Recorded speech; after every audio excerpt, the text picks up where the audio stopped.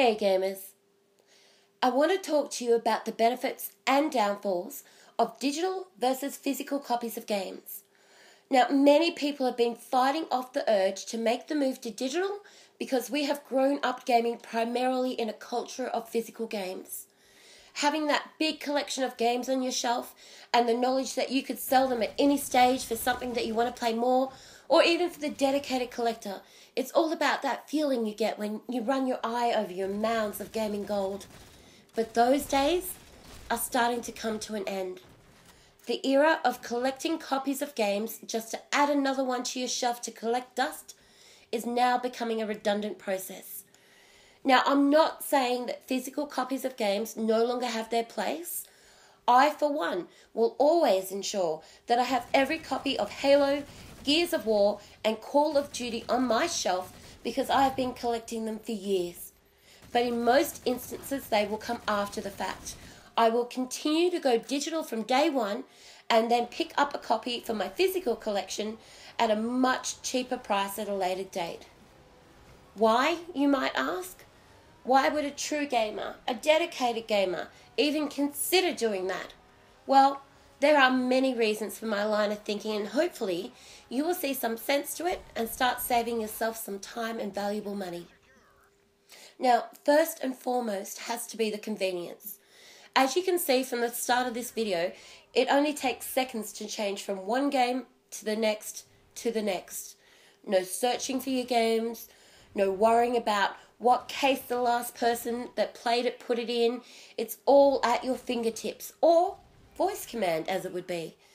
Secondly, the game sharing is fantastic.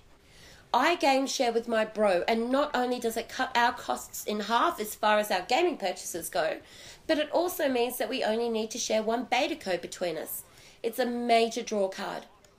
And don't forget, we have family sharing on the way soon too, which will make this functionality even more impressive as far as savings and convenience goes. Now, next up, we also have the fact that with digital games, you don't have to worry about the disc getting scratched, or there being issues with the disk drive, or even getting sucked into paying that scratch insurance when you pick up your copy at the local gaming store.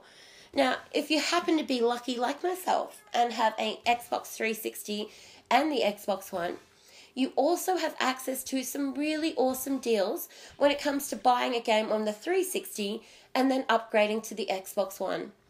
Effectively, you end up with the license for the game on both consoles, sometimes for free, and other times for as low as an additional $10.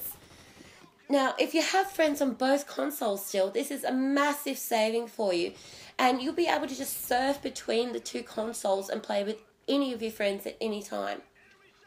One of my favourite features, though, is being able to pre-download my games. Not having to sit there in a big queue of thousands upon thousands of other people trying to download their game on launch night. When midnight hits, I'm there gaming. I'm not counting down how many more percentage I have left to go. Now, there are a lot of other factors that make digital games more appealing, such as the rewards you get, the full price going straight to the companies that brought it to you and not the middleman, and of course the fact that digital games will get cheaper in the future and make it even more financially viable. Perhaps you already knew all of this, and you still just want to see those games sitting on your shelf depreciating as the days go by. Or maybe you have just learned something new that has opened your eyes to the potential of buying your games digitally instead of physically. One can only hope. Thanks, guys.